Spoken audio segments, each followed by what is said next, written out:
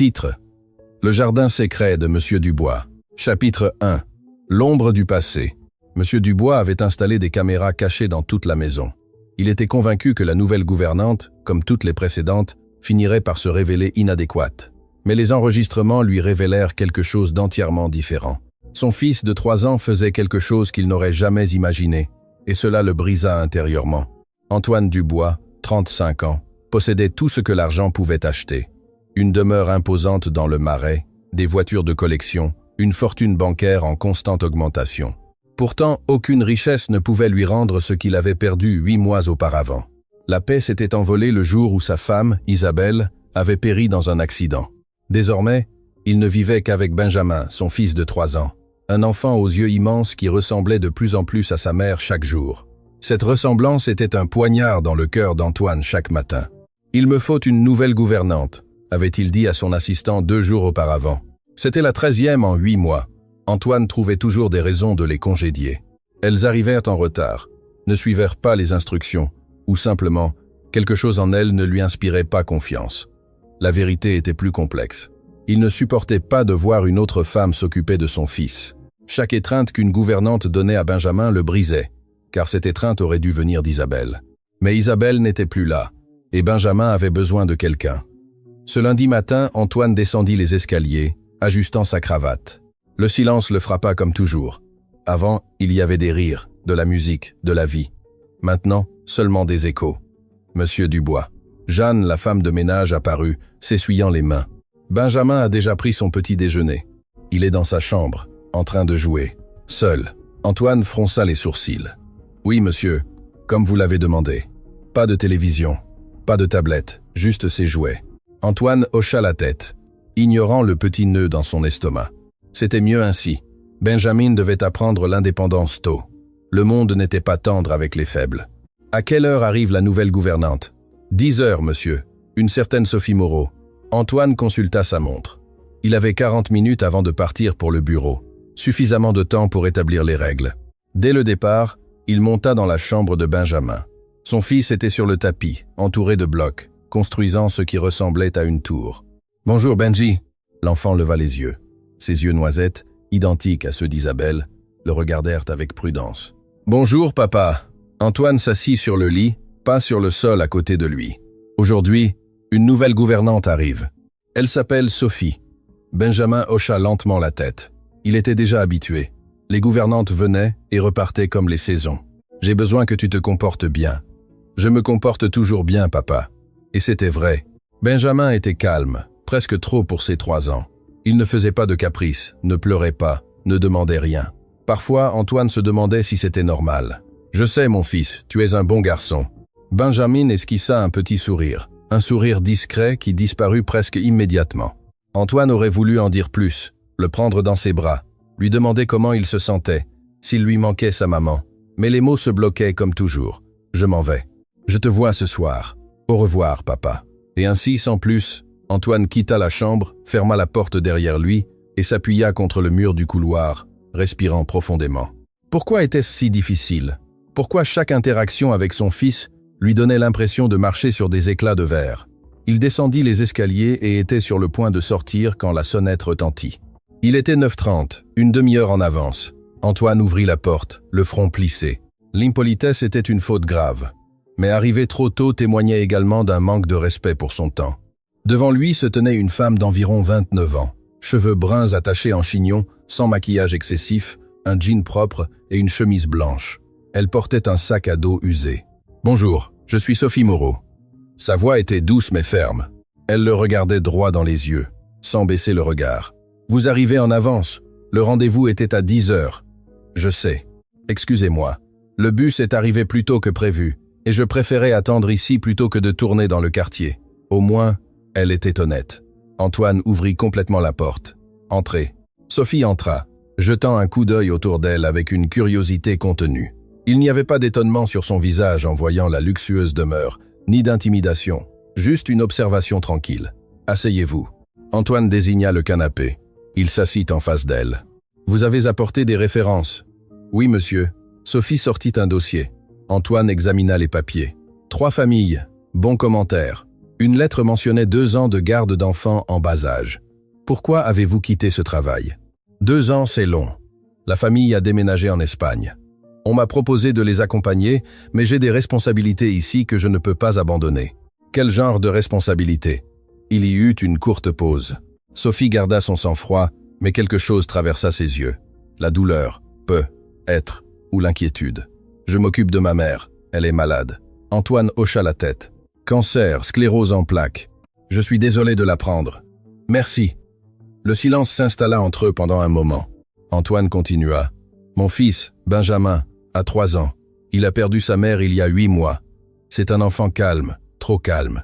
Je comprends. Les règles sont simples. Antoine sortit une feuille imprimée. Horaires stricts. Pas de sucreries entre les repas. Maximum 1 heure de télévision éducative.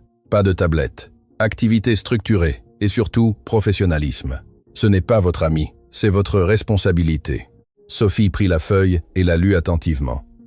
Son expression ne changea pas, mais Antoine vit ses doigts se crisper légèrement autour du papier. « Un problème » demanda-t-il. « Non, monsieur. Mais j'ai une question. Allez-y. Puis-je le prendre dans mes bras ?» La question prit Antoine par surprise. « Quoi, Benjamin? S'il tombe ou s'il a peur, puis-je le prendre dans mes bras? Je ne vois pas ça sur la liste. » Antoine sentit quelque chose se tendre dans sa poitrine. Pourquoi cette question le dérangeait-elle tant? Je suppose que oui, si c'est nécessaire. Et si ce n'est pas nécessaire? Mais qu'il le demande. Pourquoi le demanderait-il si ce n'est pas nécessaire? Sophie le regarda droit dans les yeux. Parce que parfois les enfants ont besoin d'affection sans raison, juste parce qu'ils sont des enfants. Il y avait quelque chose dans sa façon de le dire. Ce n'était pas un défi, mais ce n'était pas non plus sa mission. C'était simplement la vérité dite avec calme. Faites ce que vous jugez approprié. Antoine répondit avec plus de froideur qu'il ne le voulait. Mais rappelez-vous, vous êtes ici pour vous occuper de lui, pas pour remplacer sa mère. Je ne suis pas ici pour remplacer qui que ce soit, monsieur Dubois. Je suis ici pour m'occuper d'un enfant qui a perdu sa maman. Il y a une différence. Antoine serra la mâchoire. Cette femme était directe. Peut-être trop, mais quelque chose dans son honnêteté était rafraîchissant ou irritant, il n'était pas sûr. Le salaire est celui dont nous avons discuté par téléphone. Paiement en espèces chaque vendredi. Horaire du lundi au vendredi. De 8 à 18. Week-ends libres. Parfait. Une chose de plus. Antoine se leva. J'ai eu 12 gouvernantes avant vous. Toutes ont promis de respecter les règles. Aucune n'est restée plus d'1 mois. Pas par ma faute, mais parce qu'elles n'ont pas fait leur travail correctement. Sophie se leva également, le regardant droit dans les yeux. Avec tout le respect que je vous dois, monsieur Dubois, j'ignore les circonstances des gouvernantes précédentes, mais ce que je sais, c'est que chaque enfant mérite d'être soigné avec dignité et tendresse, pas seulement avec des règles. Si cela pose un problème pour vous, peut-être ne suis-je pas la bonne personne pour ce poste. Le silence qui suivit fut dense. Antoine n'était pas habitué à qu'on lui parle ainsi, surtout pas par des employés qui avaient besoin du travail. Il aurait dû la renvoyer tout de suite, avant même qu'elle ne commence. Mais quelque chose l'arrêta. Peut-être était-ce la conviction dans ses yeux. Peut-être était-ce la fatigue de chercher la 14e gouvernante. Ou peut-être, dans un coin enfoui de son cœur, savait-il qu'elle avait raison. Vous êtes engagé, vous commencez maintenant. Pour la première fois, Sophie sourit. Ce fut un sourire discret mais sincère. Merci, monsieur Dubois. Jeanne vous montrera où se trouve tout. Je pars au travail. Je rentre à 7 heures. Entendu. Antoine prit sa mallette et se dirigea vers la porte, mais avant de sortir, il s'arrêta. Sophie. Oui, Benjamin est tout ce qu'il me reste.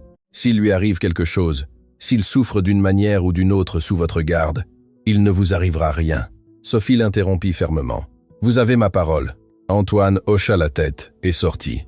Sur la route du bureau, il n'arrivait pas à chasser l'image de Sophie de sa tête. Il y avait quelque chose en elle qui la distinguait des autres. Ce n'était pas le désespoir de garder son emploi. Ce n'était pas la peur ou la soumission. C'était la confiance, comme si elle savait exactement ce qu'elle faisait et n'avait pas besoin de son approbation pour bien le faire. Cela le dérangeait, car Antoine Dubois avait besoin de contrôle. Contrôle sur son entreprise, sur sa maison, sur chaque aspect de sa vie que le destin ne lui avait pas arraché. Et cette femme, avec son calme ferme et ses questions directes, menaçait ce contrôle. Il sortit son téléphone et chercha un contact enregistré. Sécurité premier. Il y avait pensé avant, après la 8e gouvernante, mais cela lui avait toujours paru excessif. Une invasion de la vie privée inutile. Mais maintenant, avec cette femme chez lui, avec son fils, Quelque chose dans sa poitrine lui disait qu'il avait besoin de savoir, avait besoin de voir, avait besoin d'être sûr. Il composa le numéro. « Bonjour, sécurité premier. En quoi pouvons-nous vous aider? J'ai besoin d'installer des caméras de sécurité, des caméras discrètes dans toute ma maison. »« Bien sûr, monsieur. Quand souhaitez-vous que nous intervenions ?» Antoine regarda sa montre. Sophie venait juste de commencer. Benjamin était avec elle en ce moment même. Aujourd'hui, cet après-midi, après 7 heures du soir. Parfait. L'adresse? Antoine donna les informations, confirma le devis qu'il remarqua à peine, car l'argent n'était pas un problème, et raccrocha. Il se recula sur le siège de la voiture, regardant le trafic parisien avancer lentement devant lui. Il n'était pas paranoïaque, c'était une précaution raisonnable. Il avait le droit de savoir ce qui se passait dans sa propre maison, avec son propre fils, n'est-ce pas?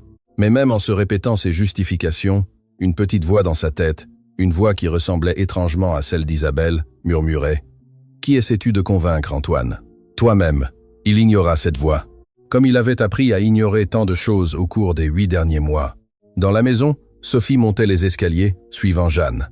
La chambre de l'enfant est ici.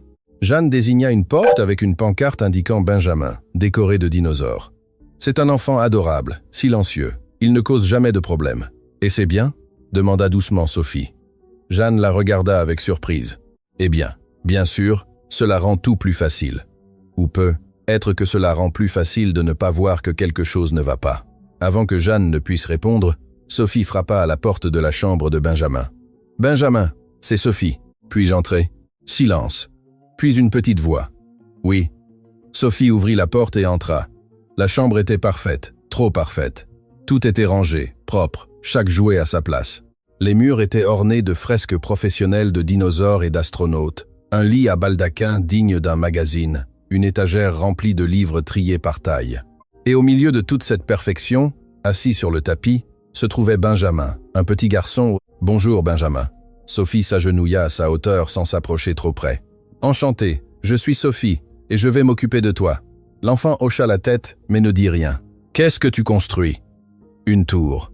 Elle a l'air très haute. Pourquoi faire ?» Benjamin réfléchit un instant. « Pour que ma maman puisse me voir du ciel. » Et à ce moment, le cœur de Sophie se brisa et se reconstitua en même temps, car elle comprit tout ce qu'elle avait besoin de savoir sur cet enfant et sur l'homme qui l'avait engagé. Ce ne serait pas un travail facile, mais ce serait nécessaire. Les techniciens arrivèrent à 19h30. Antoine les attendait, nerveux. « Bonsoir, monsieur Dubois. » 3 hommes en uniforme bleu et des boîtes d'équipement. Entrez rapidement et silencieusement. « Mon fils dort à l'étage. » Entendu. « Où souhaitez-vous les caméras ? » « Partout. » Antoine montra le plan marqué de cercles rouges. Salon, cuisine, jardin, salle de jeu, couloir, couverture totale. La chambre de l'enfant. Antoine hésita. Franchir cette ligne lui semblait mal. Mais il pensa à Benjamin, à tout ce qui pourrait arriver sans qu'il le sache. Très discret aussi. 2 heures plus tard, tout était installé. Des caméras minuscules dans les détecteurs de fumée, les horloges, les coins du plafond, invisibles. Le technicien lui montra le système sur son ordinateur portable. Vous pouvez tout voir en temps réel. Enregistrement de 30 jours. Accès depuis un téléphone, une tablette, n'importe quel appareil. Antoine regardait les 8 petites fenêtres. Le salon vide, la cuisine sombre, la chambre de Benjamin où son fils dormait. Contrôle absolu. Alors pourquoi ressentait-il ce poids dans l'estomac? Y a-t-il de l'audio? Oui, monsieur. Haute définition. Parfait. Il pourrait maintenant entendre chaque mot. Quand les techniciens partirent, Antoine resta à regarder les écrans. Il se servit un whisky. « C'est pour votre sécurité », dit-il à la pièce vide. Mais la voix d'Isabelle murmura « Ou as-tu peur qu'elle fasse ce que tu ne peux pas ?» Il but son whisky, éteignit les lumières. Le lendemain matin, Antoine se réveilla à 6 heures. Il avait rêvé d'Isabelle le regardant avec déception. Il descendit dans la cuisine et ouvrit son ordinateur portable. Les 8 fenêtres apparurent. À 7h30, Sophie sortit de sa chambre. Il la vit dans le couloir, pieds nus, en chemise de nuit, les cheveux décoiffés, normale, humaine. 15 minutes plus tard, elle descendit, déjà habillée. Elle entra dans la cuisine et fut surprise de le trouver. « Bonjour, monsieur Dubois. Je ne m'attendais pas à vous trouver ici. Travail à réviser. » Silence pendant que Sophie sortait des ingrédients. « À quelle heure Benjamin se réveille-t-il ?»« Entre 8 et 8h30. Je peux lui préparer son petit déjeuner pour créer une routine. » Antoine hocha la tête, l'observant se déplacer dans la cuisine, confiante mais respectueuse. Je m'en vais, annonça-t-il en fermant son ordinateur portable. Je rentre à 19h. Dans la voiture, il ouvrit l'application immédiatement. Il y avait Sophie en train de cuisiner, fredonnant. Pendant la matinée, entre les réunions, il consulta les caméras toutes les 15 minutes, comme une addiction. À 8h20, il la vit monter. Il changea pour la caméra de la chambre juste au moment où elle entrait. Benjamin était réveillé, serrant son dinosaure vert. « Bonjour Benjamin !» La voix de Sophie sonnait chaleureusement à travers l'audio. « Tu as bien dormi ?» L'enfant hocha la tête sans rien dire. « Tu as faim ?» Un autre hochement de tête. « J'ai préparé des œufs brouillés. Tu aimes ça ?» Benjamin parla enfin. « Ma maman les faisait avec du fromage. » Antoine se tendit. Ça venait. Sophie dirait quelque chose d'inapproprié. Elle minimiserait la douleur de Benjamin ou, pire encore, essaierait de remplacer Isabelle. Mais ce qu'elle dit le surprit. « Tu sais quoi ? Je n'ai aucune idée de comment ta maman les faisait, mais si tu me racontes, je peux essayer de les faire ressembler. Qu'en dis-tu » Benjamin la regarda avec ses grands yeux prudents. « Vraiment, vraiment, tu es l'experte. Je suis juste la nouvelle cuisinière qui a besoin d'apprendre. » Pour la première fois, Antoine vit son fils sourire. À peine une petite courbe, mais réelle. Elle mettait du fromage jaune, et elle remuait beaucoup. « Parfait. Tu descends avec moi et tu m'aides ? Je peux ? Bien sûr, tu fais partie de l'équipe. » Antoine les regarda descendre. Sophie ne le portait pas, ni ne lui tenait la main. Elle marchait simplement à ses côtés. Dans la cuisine, elle l'assit sur un tabouret haut. « Très bien, chef. Dis-moi quoi faire. » Benjamin, avec un sérieux déconcertant, donnait des instructions. Plus que ça, maman mettait beaucoup. « Tu es exigeant. Tu me rappelles mon petit frère. Tu as un petit frère ? J'en avais un. Il a grandi maintenant. Il a 17 ans. Et ta maman ? » Le sourire de Sophie devint mélancolique. Antoine augmenta le volume. « Ma maman est malade, c'est pour ça que je travaille pour l'aider. Elle ne va pas mourir comme ma maman ?» La question directe et brutale dans son innocence fit retenir son souffle à Antoine. Sophie s'agenouilla devant Benjamin, le regardant dans les yeux. « Je ne sais pas, petit. Je ne sais pas. J'espère que non, mais elle est très malade. Et tu es triste ? Parfois. Mais je suis aussi reconnaissante pour chaque jour que j'ai avec elle. Parce que le temps passé ensemble, même s'il est difficile, est un cadeau. Je me manque à ma maman tous les jours. Je sais, petit, et c'est normal de lui manquer. Tu n'as pas à le cacher. Papa dit que je dois être forte, et tu l'es. Mais être forte ne signifie pas ne pas lui manquer. Cela signifie continuer d'avancer même si ça fait mal. Cela signifie te permettre de ressentir tout ce que tu as besoin de ressentir. » Benjamin resta pensif, ses yeux brillants de larmes non versées. « Puis-je t'embrasser ?» Antoine vit Sophie déglutir, ému. « Bien sûr que oui. » Et son fils, cet enfant qui n'avait guère laissé personne le toucher depuis des mois, se jeta dans les bras de cette femme qu'il connaissait à peine. Il s'accrocha à elle, comme s'il s'agissait d'un gilet de sauvetage au milieu de l'océan. Antoine dut fermer son téléphone, ses mains tremblaient. Il ne pouvait plus regarder, car ce qu'il vit n'était pas de la manipulation. Ce n'était pas une gouvernante essayant de gagner l'enfant avec de fausses promesses.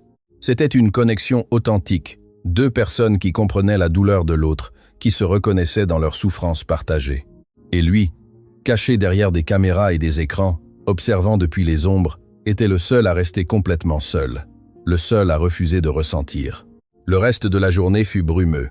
Antoine essayait de se concentrer, mais revenait constamment au téléphone. Il les vit dans le jardin, poursuivant des papillons, déjeunant ensemble pendant que Sophie racontait des histoires. Pendant la sieste, elle lui lisait et resta avec lui caressant les cheveux jusqu'à ce qu'il s'endorme profondément. Chaque scène prouvait que Sophie n'était pas le problème, c'était lui. À 18h, Antoine rentra. Il entendit des rires provenant du salon. Il trouva Sophie et Benjamin construisant une forteresse avec des coussins. « Papa !» Benjamin courut vers lui avec enthousiasme. « Regarde, je vois. C'est très grand. C'est un château. Je suis le roi. Et Sophie est le dragon qui me protège. » Sophie se leva. « Nettoyons avant le dîner. Il n'y a pas de hâte. »« Tu veux entrer dans le château, papa ?» Benjamin lui prit la main. Une connexion physique qu'il n'avait pas eue depuis si longtemps qu'Antoine resta figé. « J'ai du travail à faire, dit-il. » La lumière dans les yeux de Benjamin s'éteignit un peu. « Oh, d'accord. » Et à ce moment, Antoine vit la déception. Pas de colère, pas de caprice, juste la résignation tranquille d'un enfant habitué à ce que son père ne soit pas présent. Peut-être plus tard, tenta-t-il d'adoucir. Oui, plus tard. Mais tous deux savaient qu'il n'y aurait pas de plus tard. Antoine monta à son bureau et ferma la porte. Il ouvrit l'ordinateur portable, et les 8 fenêtres apparurent. En bas, il vit Sophie s'agenouiller auprès de Benjamin. « Tu sais quoi? Ton papa travaille très dur pour te donner tout ce dont tu as besoin. C'est aussi une forme d'amour. Mais je n'ai pas besoin de choses. J'ai juste besoin de lui. » Les mots furent comme un coup direct au cœur d'Antoine. « Je sais, petit, et je suis sûr qu'il a aussi besoin de toi. Tu crois que mon papa m'aime? Je suis absolument sûr de ça. Comment tu sais? Par la façon dont il te regarde quand il pense que tu ne le vois pas. Comme si tu étais la chose la plus importante au monde. » Antoine sentit les larmes lui piquer les yeux. C'était vrai. Il le remarquait, Sophie, parce qu'elle prêtait attention. Ce soir-là, après que Benjamin eut dîné et se fut couché, Antoine descendit chercher de l'eau. Il trouva Sophie faisant la vaisselle. « Jeanne peut faire ça demain. Ça ne me dérange pas, ça me détend, ça m'aide à réfléchir. » Silence, pendant qu'elle rinçait une assiette. Le bruit de l'eau courante était le seul son dans la cuisine sombre. Il a passé une bonne journée. Antoine commenta, chaque mot lui semblant forcé. « Benjamin. » Je l'ai vu différent, plus joyeux. Sophie le regarda de côté, s'essuyant lentement les mains. C'est un enfant merveilleux. Il avait juste besoin de la permission d'être un enfant à nouveau. Qu'est-ce que cela signifie? Elle s'essuya complètement les mains et se tourna pour lui faire face. Il y avait quelque chose de ferme dans sa posture. Avec respect, monsieur Dubois, Benjamin a essayé d'être l'adulte fort que vous attendez de lui, mais il a 3 ans. Il a besoin de pouvoir être vulnérable, jouer, rire, pleurer si nécessaire. Il a besoin de savoir qu'il est normal de ne pas aller bien tout le temps. Je ne lui ai pas demandé d'être fort. Être pas, avec des mots. Mais les enfants lisent plus que ce que nous disons. Ils lisent ce que nous sommes. Antoine serra le verre dans sa main. Vous ne savez pas de quoi vous parlez. J'ai raison. Je ne sais rien de votre vie, de votre douleur, de ce que cela a été de perdre votre femme. Mais je sais des enfants. Et je sais quand l'un d'eux porte un poids qui ne lui correspond pas. Elle eut terminé. Sophie soutint son regard un moment de plus, puis hocha la tête. Bonne nuit, monsieur Dubois. Quand elle monta les escaliers, Antoine resta dans la cuisine sombre, le verre d'eau oublié dans ses mains. Les mots de Sophie résonnaient dans sa tête. Inconfortable, vrai. Il monta à son bureau et ouvrit à nouveau les caméras. C'était devenu une obsession. Il fallait voir. Il fallait savoir. Savoir quoi exactement?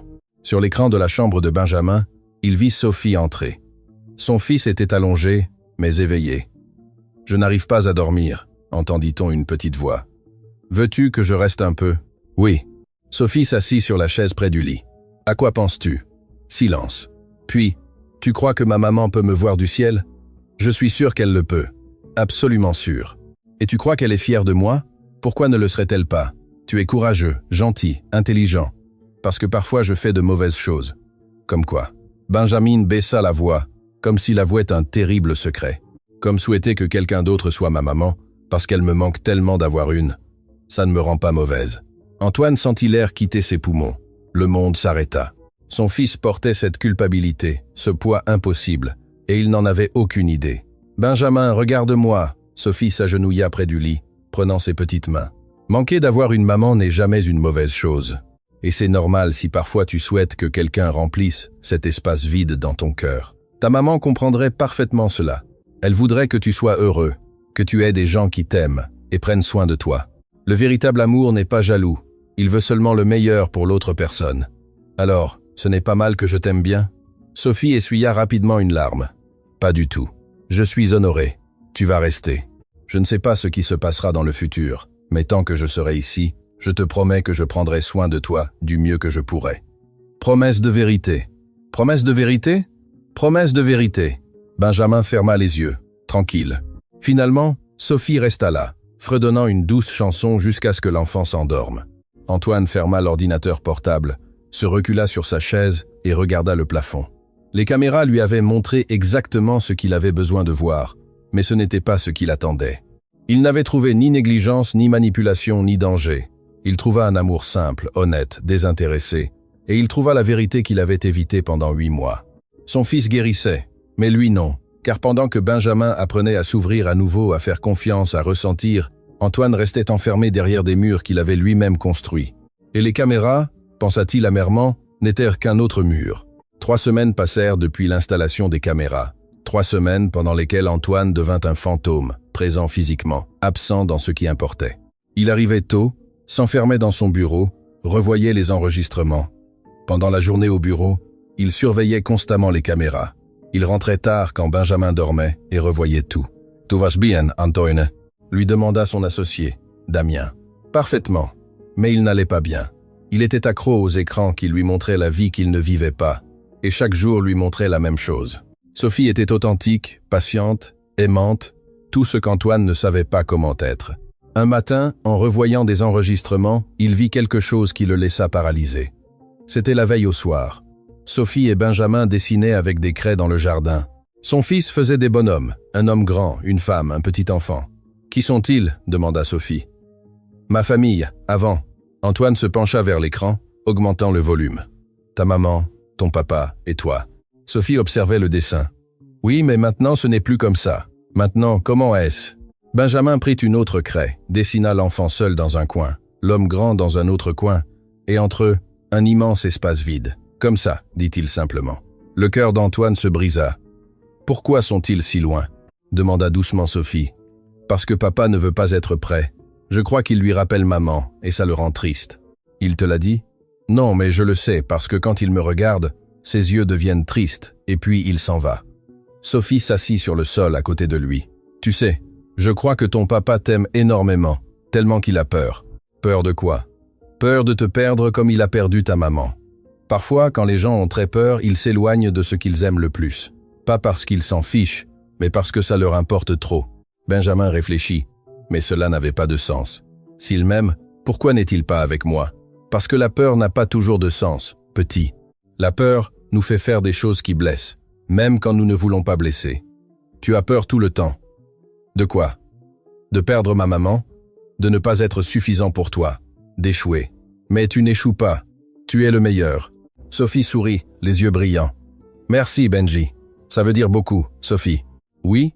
Tu crois que mon papa arrêtera un jour d'avoir peur? J'espère bien, parce qu'il mérite d'être heureux.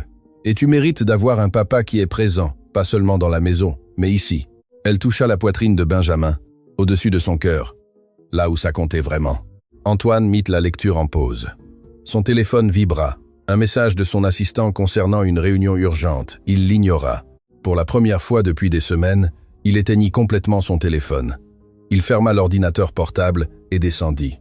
Il était 6 heures du matin, mais il entendit un cri venant de l'étage. Il monta en courant. Cela venait de la chambre de Benjamin. Il ouvrit la porte brusquement et trouva son fils assis dans le lit, pleurant, les draps en désordre. Cauchemar! Benjamin! L'enfant le regarda avec de grands yeux, remplis de terreur. Papa, pour la première fois depuis des mois, Antoine ne pensa pas, ne calcula pas, ne s'éloigna pas. Il traversa simplement la chambre et serra son fils dans ses bras. Benjamin s'accrocha à lui comme s'il était la dernière personne au monde. Il pleura contre sa poitrine. « Je suis là, mon fils. J'ai fait un horrible rêve. J'ai rêvé que toi aussi tu partais, que tu me laissais seul. Je ne partirai pas, je te le promets. Vraiment, vraiment. » Il entendit des pas. Sophie apparut dans l'encadrement de la porte, inquiète. « J'ai entendu des cris. Ça va, cauchemar. » Sophie hocha la tête. Il y avait quelque chose dans son regard. Compréhension, espoir. « Vous avez besoin de quelque chose ?» Antoine tenait son fils jusqu'à ce qu'il s'endorme. Quand il le recoucha, il semblait si petit, 3 ans et tant de choses perdues. « Je suis désolé, » murmura Antoine, caressant les cheveux de Benjamin. « Je suis désolé de ne pas avoir été là. Je suis désolé d'avoir eu si peur. » Il sortit de la chambre et trouva Sophie dans le couloir. Elle était appuyée contre le mur, attendant. « Merci Antoine, dit-elle. »« Pourquoi ?»« De ne pas être entré, de nous avoir laissé ce moment. Ce n'était pas ma place, c'était la vôtre. » Silence entre eux, différent cette fois, moins tendu. « Puis-je vous poser une question ?» Sophie parla finalement. « Allez-y. Pourquoi engagez-vous des gouvernantes si vous allez les tenir à distance? Pourquoi n'êtes-vous pas simplement avec lui ?» Antoine sentit la défensive monter, mais il l'avala. Cette femme méritait l'honnêteté. « Parce que je ne sais pas. Isabelle était l'experte pour être une mère. Je n'étais que le pourvoyeur, celui qui travaillait, celui qui payait les factures. Et maintenant, elle n'est plus là. Et Benjamin a besoin de moi. Mais je ne sais pas quoi faire. Je ne sais pas comment être ce dont il a besoin. Vous savez ce dont il a besoin? Quoi? Vous. C'est tout. Il n'a pas besoin de perfection. Il a besoin de présence. Je viens juste d'être présent.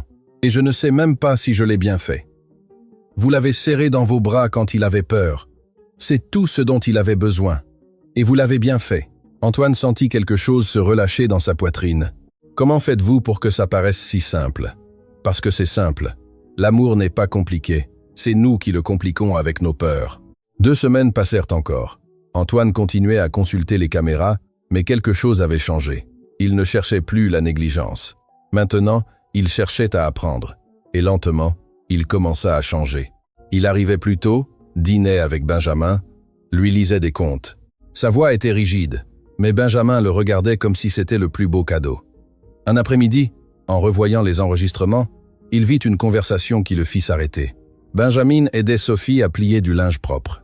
Une activité simple, domestique. « Sophie, puis-je te demander quelque chose? Toujours. Pourquoi es-tu si gentille avec moi ?» Elle arrêta de plier et le regarda. « Pourquoi ne serais-je pas gentille avec toi ?»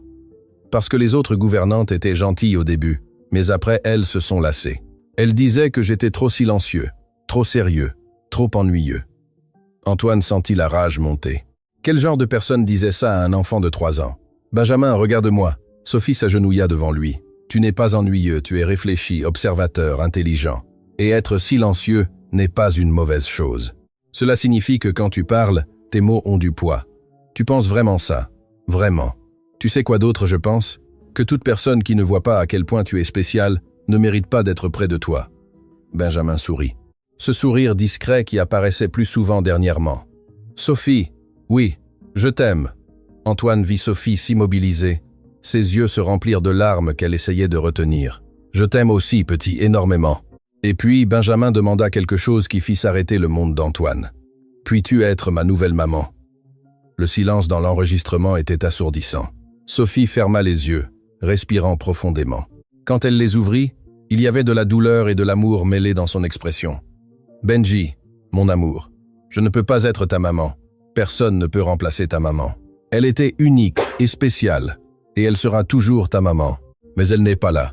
Je sais, et c'est très difficile. Mais je peux être quelqu'un qui t'aime beaucoup, quelqu'un qui prend soin de toi, quelqu'un qui sera toujours là pour toi tant que je le pourrai. C'est bien ?»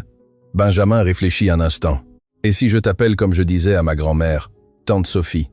Sophie sourit à travers ses larmes. « Tante Sophie, j'adore ça. Alors, tu es ma tante Sophie et tu m'aimes. Je t'aime de tout mon cœur. » Antoine mit la lecture en pause. Son téléphone vibra. Un message de son assistant concernant une réunion urgente. Il l'ignora. Pour la première fois depuis des semaines, il éteignit complètement son téléphone. Il ferma l'ordinateur portable et descendit les escaliers. C'était vendredi après-midi. Il entendit des rires venant du jardin. Il sortit et trouva Sophie poussant Benjamin sur la balançoire. « Plus haut, tante Sophie, plus haut. Es-tu sûr ?» « Oui. » Antoine s'approcha. Tous deux le virent et les rires s'arrêtèrent, comme si sa présence éteignait la joie automatiquement. Cela lui fit plus mal qu'il ne l'avait espéré. « Puis-je, Antoine ?» Il désigna la balançoire. Benjamin le regarda, confus. « Pouvoir quoi? Te pousser. » Le visage de son fils s'illumina. « Vraiment, vraiment. » Sophie s'écarta, lui laissant de la place. Elle lui adressa un sourire encourageant avant de se retirer discrètement vers la maison. Antoine se plaça derrière la balançoire. Ses mains tremblaient légèrement, quelque chose d'aussi simple, quelque chose que des milliers de parents faisaient tous les jours, et pour lui, cela ressemblait à l'escalade d'une montagne. Il poussa doucement.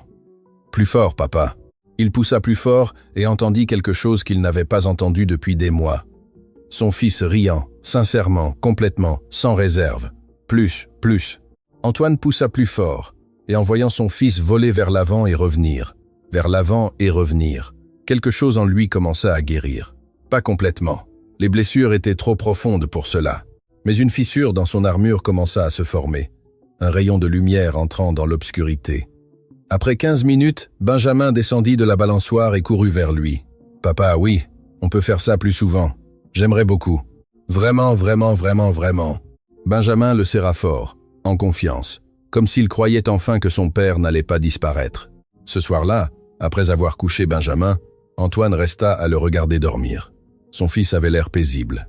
Il sentit une présence. C'est un bon enfant. Il l'est. Grâce à vous, pas grâce à lui. Les enfants ont juste besoin d'espace pour guérir. Antoine se tourna. Je dois avouer quelque chose. J'ai installé des caméras dans toute la maison. Je vous surveille depuis le premier jour.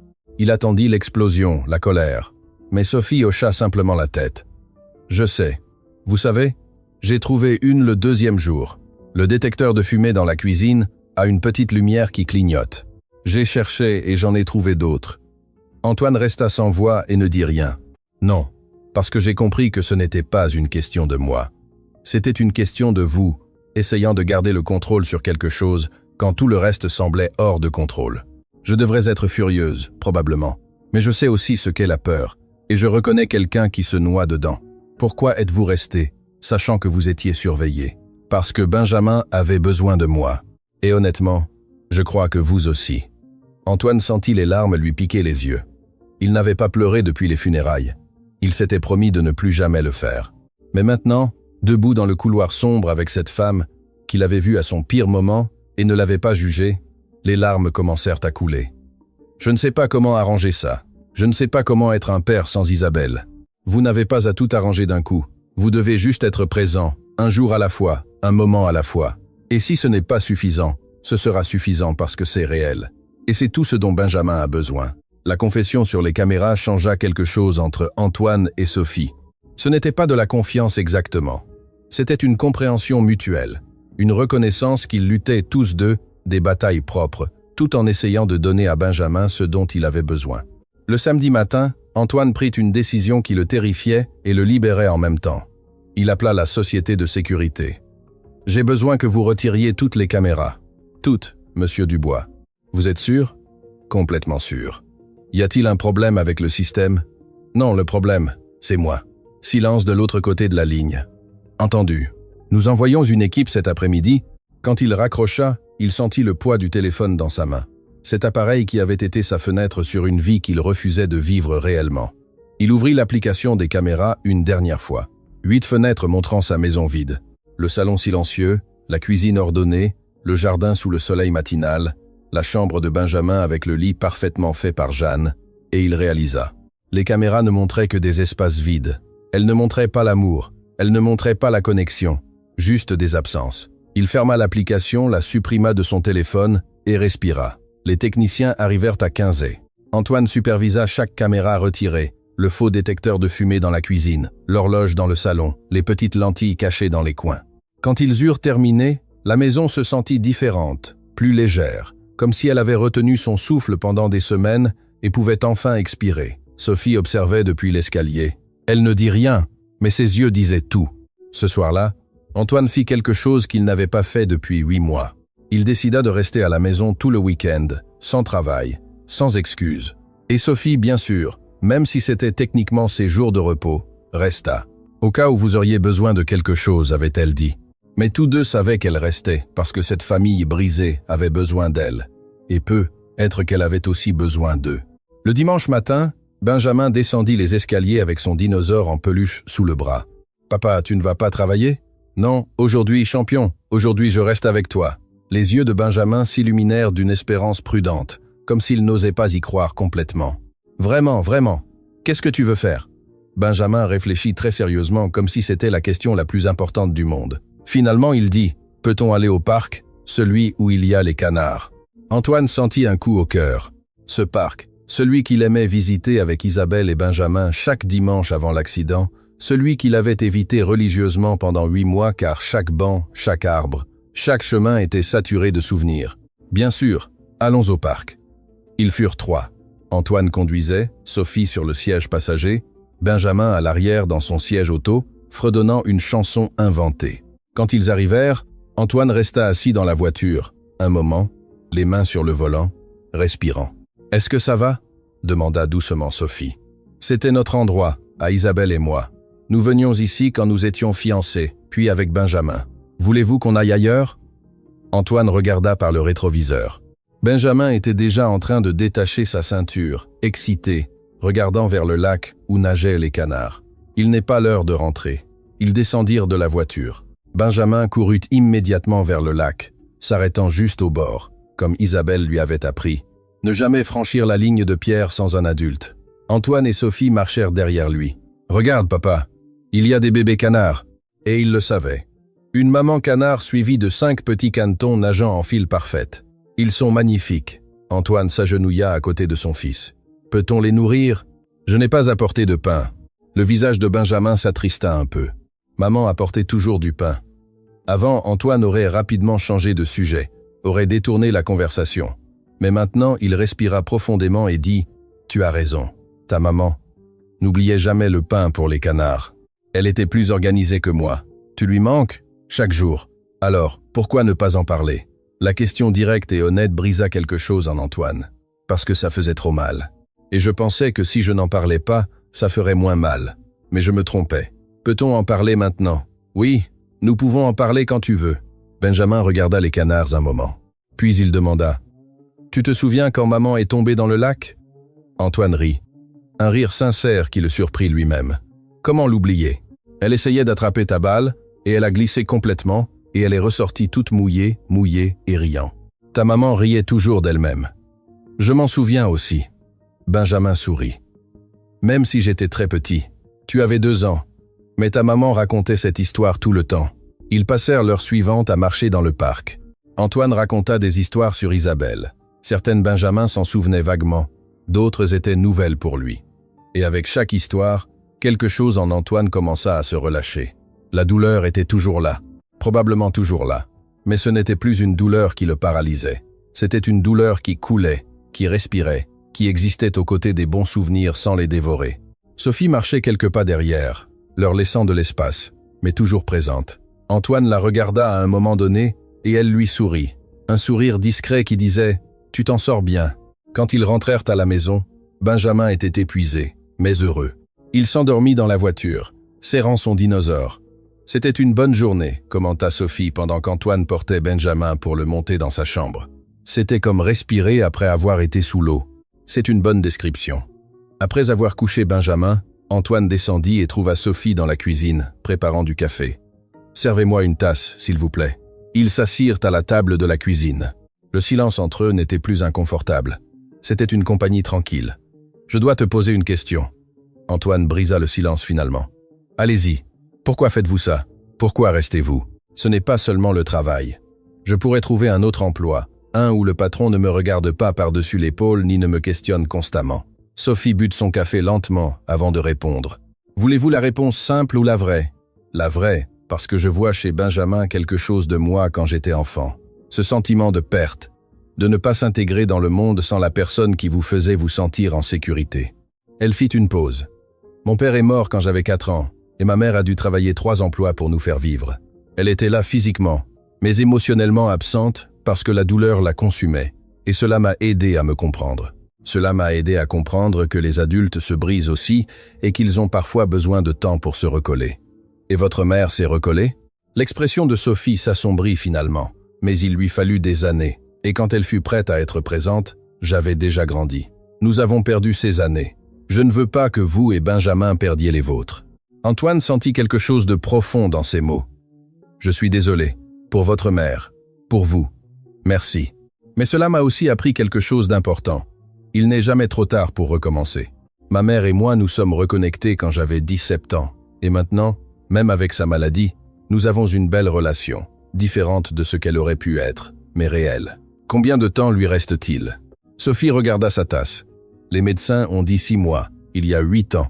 Je suis désolée aussi, mais je suis reconnaissante pour chaque jour, et j'essaie de ne pas gaspiller le temps que nous avons. C'est pour cela que vous travaillez pour payer son traitement. Principalement, les médicaments sont chers, et je veux qu'elle soit à l'aise. Avez-vous de l'aide, ou des membres de votre famille? Mon frère fait ce qu'il peut, mais il a 17 ans. Il est encore à l'école. Je ne veux pas qu'il porte ce fardeau. Antoine pensa à son propre compte bancaire, à l'argent qu'il avait, mais qui n'avait jamais comblé le vide dans sa poitrine. Si vous avez besoin de quoi que ce soit, d'aide financière pour votre mère, il vous suffit de demander. Sophie leva les yeux, surprise. Je ne peux pas accepter ça. Pourquoi pas? Parce que je ne suis pas venu ici en cherchant la charité. Ce n'est pas de la charité. C'est de la gratitude pour ce que vous avez fait pour Benjamin, pour moi. Monsieur Dubois, Antoine, s'il vous plaît. Je crois qu'après tout, vous pouvez m'appeler Antoine. Un petit sourire. Antoine, j'apprécie vraiment l'offre, mais je préfère gagner les choses. Vous le faites, croyez-moi. Cette nuit-là, Antoine ne put dormir. Il monta à son bureau et, au lieu d'ouvrir l'ordinateur portable pour consulter des caméras qui n'existaient plus, il sortit une boîte de l'armoire. La boîte d'Isabelle. Il ne l'avait pas ouverte depuis les funérailles. À l'intérieur, Il y avait des photos, des lettres, de petits objets qu'elle avait gardés. Un ticket de cinéma de leur premier rendez-vous, une serviette du restaurant où il lui avait proposé le mariage, le test de grossesse positif quand ils surent qu'ils attendaient Benjamin. Antoine sortit chaque objet avec soin, comme s'il s'agissait de fragments de verre qui pouvaient se casser s'il les touchait trop fort. Il y avait une lettre scellée avec son nom écrit dans la calligraphie d'Isabelle. Son sang se glaça. Il ne se souvenait pas de cette lettre. Il l'ouvrit d'une main tremblante. « Mon amour », commençait-elle, « si tu lis ceci, cela signifie qu'il m'est arrivé quelque chose et je sais que tu es dévasté. Je te connais. Je sais que ton premier instinct sera de te fermer, de te protéger, de construire des murs si hauts que personne ne pourra te blesser à nouveau. Mais s'il te plaît, ne le fais pas. Benjamin a besoin de toi. Il a besoin de l'homme que j'ai connu. L'homme qui rit quand il se brûle en faisant des pancakes. L'homme qui pleure devant les films, même s'il prétend que non. L'homme qui aime si profondément qu'il a peur. Ne laisse pas la peur te voler notre fils. Ne laisse pas la peur te voler ta vie. Et Antoine, si tu rencontres jamais quelqu'un d'autre, quelqu'un qui te fait sourire ou qui fait sourire Benjamin, ne te sens pas coupable. Je veux que vous soyez tous les deux heureux. C'est ma seule requête. Vise, s'il te plaît. Vise vraiment. Je t'aime. Je t'aimerai toujours. Isabelle. Les larmes tombaient sur le papier, effaçant quelques mots. Mais Antoine les avait déjà lus, les avait déjà absorbés. Isabelle savait toujours exactement qui il était, et elle l'aimait quand même. Et dans sa dernière lettre, elle ne lui demandait pas de se souvenir d'elle avec douleur, elle lui demandait de vivre. Il pleura pendant des heures. Il pleura pour Isabelle, pour Benjamin, pour tout le temps perdu, pour la peur qui avait gouverné sa vie. Quand il se calma enfin, il sentit quelque chose de différent, de plus léger, comme s'il avait porté un sac à dos plein de pierres. Et finalement, quelqu'un lui avait donné la permission de le lâcher. Il descendit les escaliers. Il était presque 4 heures du matin. Il alla dans la chambre de Benjamin et entra silencieusement. Son fils dormait profondément, entouré de dinosaures en peluche et de draps en désordre. Antoine s'assit sur la chaise près du lit, la même où Sophie s'asseyait tant de nuits. « Je te promets quelque chose », murmura-t-il dans l'obscurité. « Je serai là, vraiment. Pas seulement dans la maison, mais ici avec toi. J'apprendrai à être le papa que tu mérites, et je laisserai l'amour être plus grand que la peur. » Benjamin bougea en dormant, murmurant quelque chose d'inintelligible. Antoine tendit la main et caressa ses cheveux avec tendresse. « Ta maman t'aimait tellement, et moi aussi je t'aime. Je l'ai toujours fait. J'étais juste perdu, mais plus maintenant. » Le lendemain matin, Antoine se réveilla sur la chaise à côté du lit de Benjamin. Le soleil entrait par la fenêtre. Son cou était douloureux à cause de la position inconfortable. Mais Benjamin était réveillé, le regardant avec de grands yeux surpris. « Papa, tu as dormi ici ?»« Oh oui. »« Pourquoi ?»« Parce que je voulais être près de toi. » Benjamin sourit. Ce sourire complet sans réserve qu'Antoine n'avait pas vu depuis des mois, et il se jeta dans ses bras. « Je t'aime, papa. Je t'aime aussi, champion. » Plus que les mots ne peuvent le dire. Ils descendirent ensemble pour prendre leur petit déjeuner. Sophie était déjà dans la cuisine, préparant du café. « Bonjour !» Elle sourit en les voyant entrer, main dans la main. « Bonjour !» répondit Antoine. Et pour la première fois en 8 mois, il le ressentit vraiment. C'était une bonne journée, un nouveau départ. « Qu'est-ce que tu veux pour le petit déjeuner ?» demanda-t-il à Benjamin. « Des pancakes, ceux que maman faisait. » Antoine regarda Sophie. Elle hocha la tête, un encouragement silencieux. « On va essayer ensemble, toi et moi. Qu'en dis-tu » ? « Oui. » Ce fut un beau désastre. Ils brûlèrent les 3 premiers. Le 4e fut cru au milieu, mais le 5e sortit presque parfait. « On a réussi, papa, on a réussi. » Et pendant que Benjamin mangeait son pancake imparfait, avec un bonheur pur, Antoine regarda Sophie par-dessus la table. « Merci, » articula-t-il silencieusement. Elle hocha la tête. « De rien. » Mais ils savaient tous deux que c'était plus que ça. C'était une reconnaissance qu'à parfois, les gens ont besoin de miroirs qui leur montrent qui ils peuvent être, pas seulement qui ils sont. Et Sophie avait été ce miroir. Maintenant, c'était à Antoine de regarder son reflet et de choisir de devenir l'homme qu'il voulait être. 6 semaines passèrent depuis qu'Antoine avait retiré les caméras. 6 semaines à apprendre à être un père. Ce ne fut pas facile. Il y eut des jours où tout coulait, et des jours où la peur essayait de le ramener à ses vieux schémas. Mais chaque fois qu'il sentait l'envie de s'éloigner, il se souvenait de la lettre d'Isabelle. « Ne laisse pas la peur te voler notre fils. » Un après-midi de vendredi, Antoine arriva tôt. Il avait annulé une réunion pour être à l'anniversaire de Benjamin le lendemain. Il y a des mois, cela aurait été impensable. Maintenant, il comprenait que le travail serait là demain. L'enfance de son fils, non. Il entra dans la maison et entendit des voix dans le salon. Sophie aidait Benjamin avec quelque chose. Ah oui, très bien. Maintenant, plie par ici. Ça a l'air bien, tante Sophie. Ça a l'air parfait. Antoine entra et trouva son fils entouré de papier coloré, de ciseaux de sécurité et de colle. Il faisait quelque chose qui ressemblait à une carte. « Papa, tu es arrivé tôt. Je t'avais dit que je le ferais. » Antoine s'agenouilla à côté de lui. « Qu'est-ce que tu fais ?» Benjamin couvrit rapidement son projet avec ses mains. « C'est une surprise. Pour demain. Ah, alors je ne dois pas regarder. Non, tu dois attendre jusqu'à ma fête. » Antoine sourit. Voir son fils si excité, si vivant, était un cadeau qu'il ne prendrait jamais pour acquis. Ce soir-là, pendant que Benjamin dormait, Antoine et Sophie pliaient des serviettes pour la fête. « Êtes-vous nerveux ?» demanda Sophie. « Pour la fête. Pour tout. La première fois depuis que Isabelle est morte. Oui, mais aussi excité. Vous restez demain? Voulez-vous que je reste? Nous deux le voulons.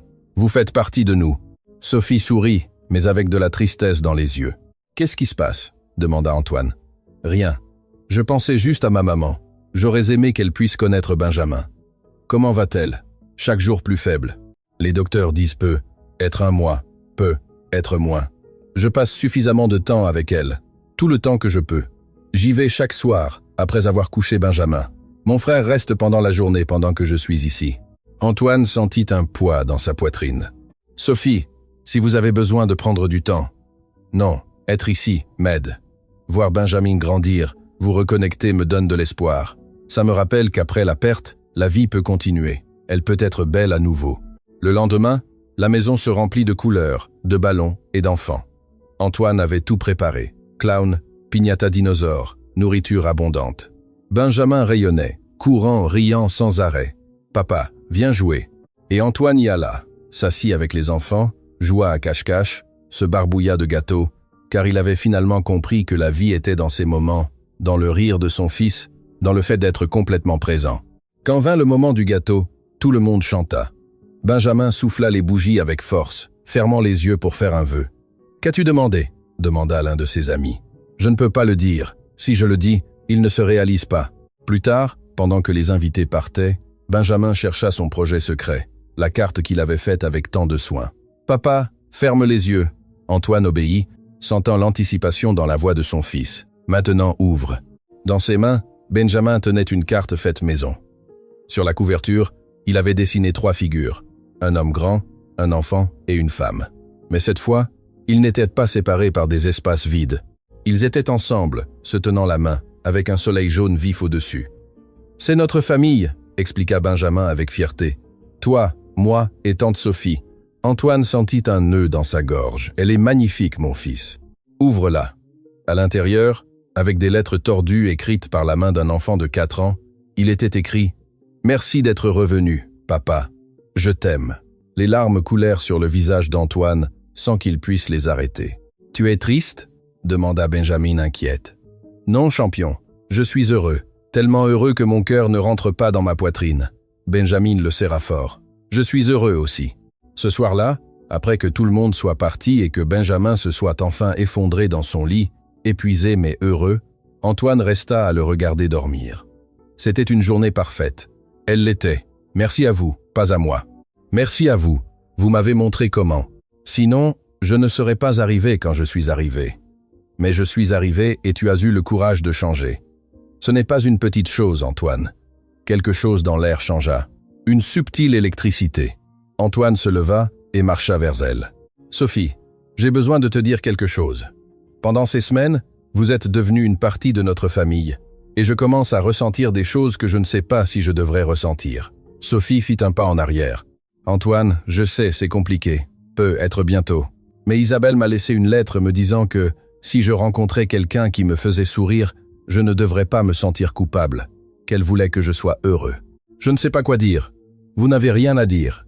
Je voulais juste que vous le sachiez, parce que quand je suis avec vous, quand je vois comment vous aimez mon fils, comment vous m'avez aidé à me retrouver, je ressens quelque chose que j'ai pensé ne jamais ressentir à nouveau. » Sophie avait des larmes dans les yeux. « Je ressens aussi quelque chose, mais c'est compliqué. Je sais. Et ma mère. Je sais. Et je ne demande pas de réponse. Je voulais juste que vous sachiez que quand vous serez prête, si jamais vous êtes prête, je serai là. Elle hocha la tête, essuyant ses larmes. J'ai besoin de temps, tout le temps dont j'ai besoin. Sophie sortit de la chambre, laissant Antoine avec son cœur exposé et vulnérable. Mais il ne regrettait rien, car Isabelle avait raison. La vie était faite pour être vécue pleinement, avec tout le risque et toute la possibilité de douleur que cela impliquait. 2 semaines plus tard, à l'aube d'un mardi, le téléphone de Sophie sonna. Antoine entendit ses pas pressés, sa voix brisée parlant à quelqu'un. Il descendit et la trouva dans le salon, le téléphone à la main, en larmes. « Qu'est-ce qui s'est passé ? Ma mère est partie il y a 1 heure. Mon frère m'a appelé, mais... » Sa voix se brisa complètement. Je ne suis pas arrivé à temps pour lui dire au revoir. Antoine la serra dans ses bras sans réfléchir, et elle s'effondra dans ses bras. Je suis désolé, je suis tellement désolé. Je me suis endormi. J'étais si fatigué, et je me suis endormi. Et elle est morte seule. Et je n'étais pas seul. Son frère était là. Et vous avez fait tout ce que vous pouviez. Vous étiez avec elle chaque nuit pendant des mois, mais pas à la fin. La fin n'est qu'un moment. Vous lui avez donné de l'amour pendant toute sa vie. C'est ce qui compte. Ils restèrent ainsi pendant un long moment. Sophie pleurant. Antoine la soutenant, lui donnant le même genre de réconfort qu'elle avait donné à Benjamin tant de fois. Les jours suivants furent un tourbillon. Les funérailles, les formalités, la douleur brute. Le soir des funérailles, Sophie revint, épuisée. « Comment allez-vous » Antoine lui servit du thé. Engourdie, triste, soulagée qu'elle ne souffre plus. « C'est normal. Comment avez-vous supporté ça quand Isabelle est morte ?»« Je ne l'ai pas supporté. J'ai fui, et j'ai presque perdu mon fils. Vous m'avez montré une autre façon. Je ne sais pas si je peux faire ça. Vous n'avez pas à savoir maintenant. Vous devez juste respirer, un moment à la fois. » Le lendemain, Sophie lui dit qu'elle avait besoin de temps, qu'elle ne pouvait pas continuer à travailler pendant qu'elle traitait tout ça. « Prenez tout le temps dont vous avez besoin. Et si je ne reviens pas ?» La question le frappa comme un coup de poing, mais il comprit. « Alors je comprendrai. Et je vous serai toujours reconnaissant pour ce que vous avez fait pour nous. » 3 semaines passèrent sans Sophie. Antoine engagea une gouvernante temporaire, mais ce n'était pas pareil. Benjamin demandait constamment « Quand revient Sophie ? J'espère bientôt. » Alors nous devons l'attendre parce que nous avons aussi besoin d'elle. Un après-midi, Antoine était dans son bureau quand quelque chose le poussa à vérifier son ordinateur. Spécifiquement le dossier où il avait sauvegardé ce seul clip des caméras, celui qu'il avait conservé avant de tout effacer. La conversation où Benjamin confiait se sentir coupable de la mort d'Isabelle. Mais en ouvrant le dossier, il vit qu'il y avait un autre fichier, un qu'il ne se souvenait pas avoir sauvegardé. Il l'ouvrit. C'était de la première semaine de Sophie, la caméra de la chambre de Benjamin.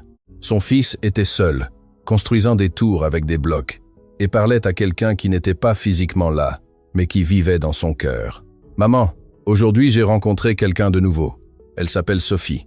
Elle est gentille, pas comme toi.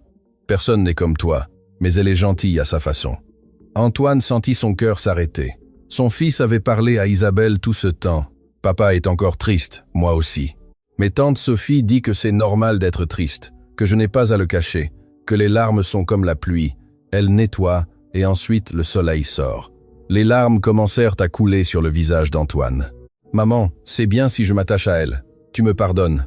Je ne veux pas te remplacer. Juste, je me sens moins seul quand elle est là. » Dans l'enregistrement, Benjamin construisit sa plus haute tour. « C'est pour toi, maman, pour que tu puisses me voir du ciel, pour que tu saches que je me souviens de toi, que je me souviendrai toujours de toi. » Et puis, d'une voix si petite qu'on l'entendait à peine. « Et aussi, c'est bien si je continue à vivre, n'est-ce pas ? Parce que parfois j'ai peur d'être heureux comme si je te trahissais. » Antoine mit la vidéo en pause. Il ne pouvait pas en regarder plus, pas à travers les larmes qui brouillaient sa vision. Son fils, son petit-fils, portait les mêmes culpabilités, les mêmes peurs que lui. Et Antoine était si perdu dans sa propre douleur qu'il ne l'avait pas vu. Jusqu'à ce que Sophie arrive et leur montre à tous deux qu'ils pouvaient guérir, qu'ils pouvaient continuer à aimer Isabelle tout en se permettant de vivre. Ce soir-là, Antoine prit le téléphone et appela Sophie. « Bonjour. »« Bonjour, » répondit-elle d'une voix fatiguée. « Comment allez-vous ?»« Je survis. J'ai besoin de te montrer quelque chose. Pouvez-vous venir ?»« Sophie, je ne sais pas si je suis prête. S'il vous plaît, c'est important. » 1 heure plus tard, Sophie était dans son bureau. Antoine lui montra la vidéo. Elle pleura en la regardant. Quand ce fut fini, elle s'essuya les larmes. « Ce garçon a un cœur aussi pur que le vôtre. Nous deux m'avez appris que l'amour n'est pas une trahison. que l'on peut honorer le passé tout en embrassant le présent. Pourquoi me montrez-vous ça? Parce que j'ai besoin que vous sachiez quelque chose. Peu importe si vous décidez de revenir ou non.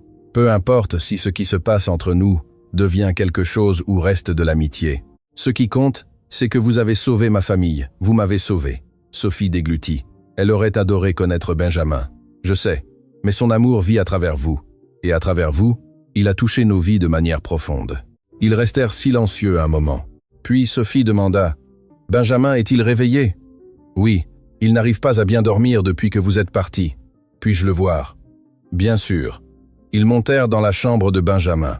L'enfant était allongé, serrant son dinosaure. « Benja » appela doucement Sophie. L'enfant tourna la tête, ses yeux s'illuminèrent. « Tante Sophie », il se lança dans ses bras, et elle le serra fort. « Tu m'as manqué », sanglota Benjamin. « Moi aussi tu m'as manqué. Vous allez rester. » Sophie regarda Antoine par-dessus la tête de Benjamin. Il hocha la tête. Quoi qu'elle décide, il la soutiendrait. « Oui », dit-elle finalement, « je vais rester. » 3 mois plus tard, c'était un dimanche tranquille. Antoine, Sophie et Benjamin étaient au parc, le même où il allait avec Isabelle, mais cette fois, c'était différent. Il n'y avait pas de fantômes, seulement des souvenirs chaleureux coexistant avec de nouveaux moments. Benjamin courait devant, chassant des papillons. « Il est heureux », observa Sophie. « Il l'est. Grâce à vous, grâce à nous tous. Ce ne fut pas l'œuvre d'une seule personne. » Antoine prit sa main. Elle ne la retira pas. « Tu sais ce que j'ai appris de tout ça ?»« Quoi ?»« Que l'amour n'est pas fini, qu'il ne s'use pas, qu'il ne se divise pas, il se multiplie seulement. Aimer quelqu'un de nouveau ne signifie pas aimer celui qui est parti. Cela signifie que le cœur a appris à s'étendre. Isabelle était sage. Elle vous connaissait bien, elle nous connaissait tous les deux, et je pense qu'elle aurait approuvé ceci, quoi que cela devienne. Et qu'est-ce que c'est? Je ne sais pas, mais je veux le découvrir avec vous, sans hâte, sans pression, juste honnêtement, un jour à la fois. Sophie sourit, un sourire qui illumina ses yeux encore marqués par le deuil. J'aime ça, j'aime beaucoup. Benjamin revint en courant, les joues rouges d'activité et les yeux brillants. Papa, tante Sophie, regardez, j'ai trouvé une plume bleue. Il la tenait dans ses 2 mains comme s'il s'agissait du trésor le plus précieux et fragile du monde. Elle est magnifique. Sophie s'agenouilla pour la regarder de près. C'est de maman, dit Benjamin avec certitude. Elle me l'a envoyée pour me dire que ça va, qu'elle est heureuse que nous soyons heureux. Antoine sentit un nœud dans sa gorge. Il ne savait pas si les plumes bleues venaient du ciel ou simplement du parc, mais il savait que son fils avait trouvé la paix, et c'était tout ce qui importait. « Tu as raison », dit-il en serrant Benjamin dans ses bras. « Ta maman veut que nous soyons heureux, et nous le sommes. Nous sommes heureux. » Antoine regarda son fils, regarda Sophie, regarda le ciel bleu, les nuages blancs et les arbres verts. Il regarda la vie qu'il avait failli laisser passer. « Oui, champion, nous sommes heureux. » Et pour la première fois depuis la mort d'Isabelle, c'était vrai. Pas un bonheur parfait, pas un bonheur sans douleur ni cicatrice, mais un bonheur réel, construit sur l'honnêteté, la présence et le courage d'aimer sans garantie. Les caméras lui avaient montré la vérité, mais la vérité n'était pas dans ce que Sophie faisait ou ne faisait pas. La vérité était dans ce qu'il refusait de voir, que le plus grand amour n'est pas celui qui protège de la douleur, mais celui qui a le courage de la ressentir et de continuer d'avancer quand même. M2